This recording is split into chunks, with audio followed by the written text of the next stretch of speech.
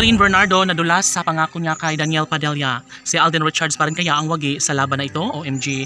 Natural, hindi naman talaga pipigilan pa ni Alden Richards kung ano man ang mga magiging desisyon ng pretty girl na si Catherine Bernardo kung tuluyin siyang babalik sa nakaraang relasyon niya. Kaya Daniel Padilla ay wala na umano siyang magagawa, ngunit masakit ito sa puso ni Alden Richards. Kaya lagi niyang dasal na sana ay hindi na magbabago pa ang kanyang pag-ibig at pagtingin ni Catherine Bernardo para sa gwapong aktor na si Alden Richards. Ngunit sa puntong ito ay patuloy pa rin naman umano na lumalaban si Catherine at Alden sa kanilang relasyon at wala pang magandang senyales na nagkakabalikan pang muli si Daniel Padilla at Catherine Bernardo dahil una sa lahat, laging sinasabi ni Catherine Bernardo na hindi siya papayag na masaktan lamang ng tuluyan ang gwapong aktor na si Alden Richards, no?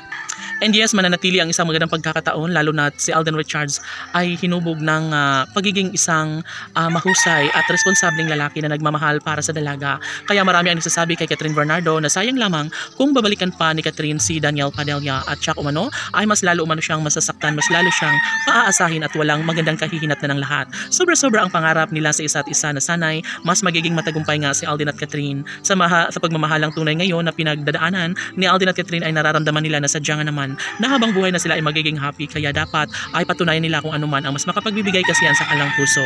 Ang tanging pagmamahal, pag-ibig ni Alden Richards ang siyang inaabangan ng taong bayan, kaya dapat ay patunayan na lang umano nila ito.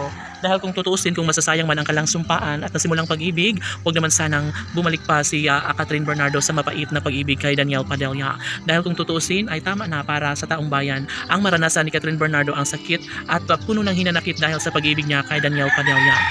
Alam naman natin na sadyang maraming babae nagkakagusto kay Daniel Padilla at syempre kahit na matagal na sila ni Daniel at Alden ni Catherine Bernardo, kahit 11 taon pa silang nagkaroon ng relasyon, ay baliwala lamang ito kay Daniel Padilla.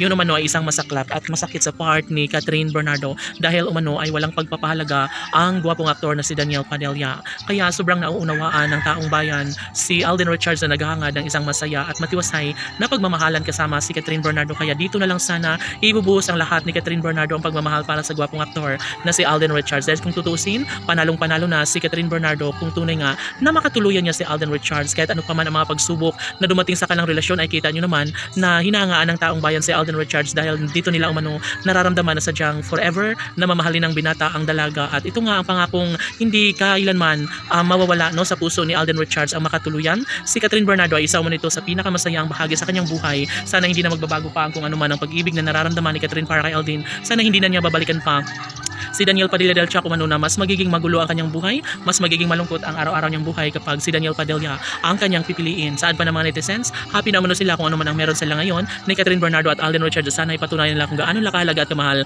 ang isa't isa. Sana ay magkatuluyan si Catherine at Alden. Laban!